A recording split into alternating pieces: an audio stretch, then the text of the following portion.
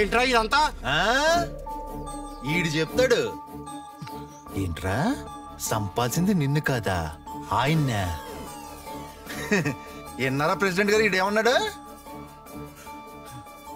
గనిగాడి place లో అమ్మిరాజు ఉన్నాడేంటి, అక్కడ పడాల్సిన కత్తి ఇక్కడ పడింది ఏంటని షాక్ అవుతున్నావా?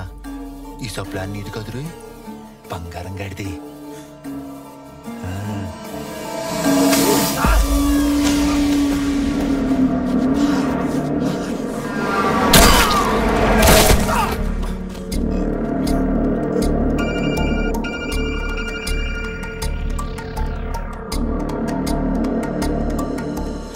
ఒక తల నరికితే తలరాత మారుతుందనుకున్నా.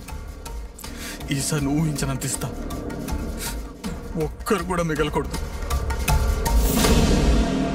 నువ్వు చెప్పిందంతా నేను నమ్మాలరా? నేను నమ్మించడానికి రాలేదు అమ్మిరాజు, నమ్మొచ్చాను. నాకు నీ సాయం కావాలి. ఈ అమ్మిరాజు గారు నీ మీద గెలవాలనుకునే శత్రువే తప్ప నీకు సాయం చేయాలనుకునే మిత్రుడు మాత్రం కాదురే. నాకు గెలిపోయి నిన్ను నా శత్రువుని చేసిందంటే నాకు గెలిపోవద్దు అమ్మిరాజు. నా ఓటమి నిన్ను నా ఫ్రెండ్ని చేస్తుందంటే జీవితాంతం ఓడిపోతాను. నాకు నీ సాయం కావాలి.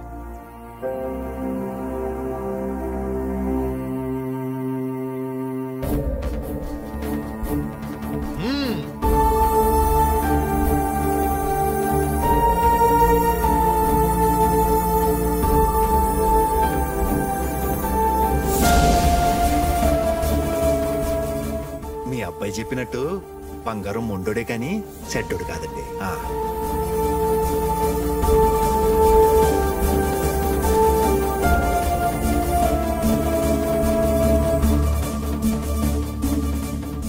నా తమ్ముడు కొడుకు అనాథగా బ్రతకూడదని కన్న కొడుకు కంటే ఎక్కువగా చూసుకున్నాను కదరా. నేను కన్న తండ్రి కంటే ఎక్కువగానే చూసుకున్నాను.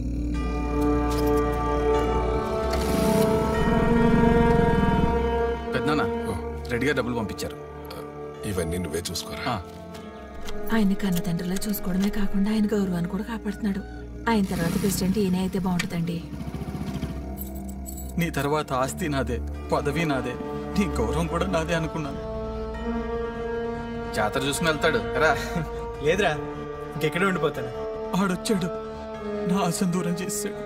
ఈయన్ని మంచోడిని చేసిన పదవిని కూడా దూరం చేద్దాం అనుకున్నాడు. బంగారం మొండోడే గాని చెడ్డోడు మాత్రం కాదండి. ఆస్తి నాడు పదవినేడు పంచుకుంటుంటే నేను చూస్తూ ఊరుకోనా? అందుకే ఈడేసిన ప్లాన్ లో ఆన్ లేపేశాను, ఈ నూనె తరిమేశాను.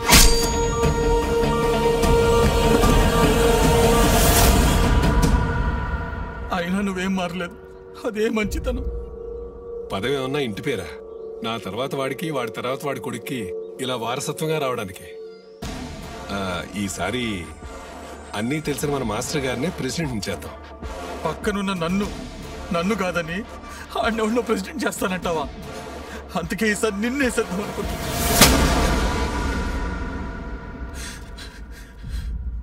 మళ్ళీ జీవితంలో నాకు నీ మోహం చూపించకు, పోరా.